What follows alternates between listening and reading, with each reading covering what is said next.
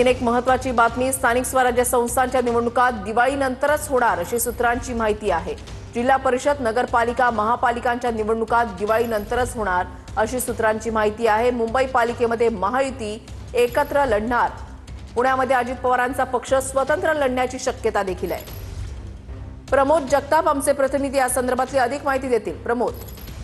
Vrushali, supreme कोर्टाच्या निर्देशानंतर 31 जानेवारीपर्यंत स्थानिक स्वराज्य संस्थांच्या निवडणुका पूर्ण करायच्या आहेत, पण त्यासाठी साधारणतः 2 ते 3 महिन्यांचा कालावधी लागू शकतो। त्यामुळे त्या निवडणुका दिवाळीनंतरच घेण्याचा कयास राज्य निवडणूक आयोग आणि राज्य सरकारचा असल्याची माहिती देखील सूत्रांनी कडून मिळालेली आहे।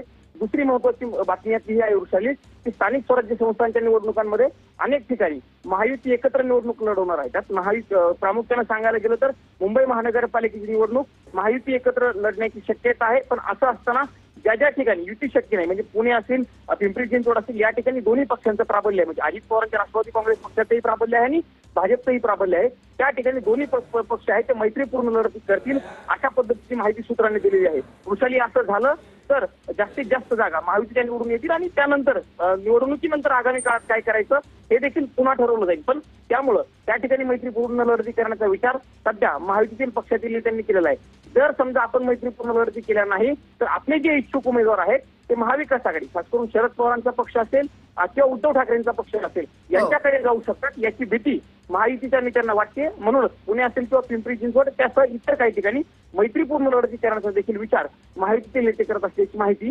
विश्वसनीय सूत्रांनी दिलेली आहे। नक्कीच धन्यवाद प्रमोद दिलेल्या सविस्तर माहितीसाठी।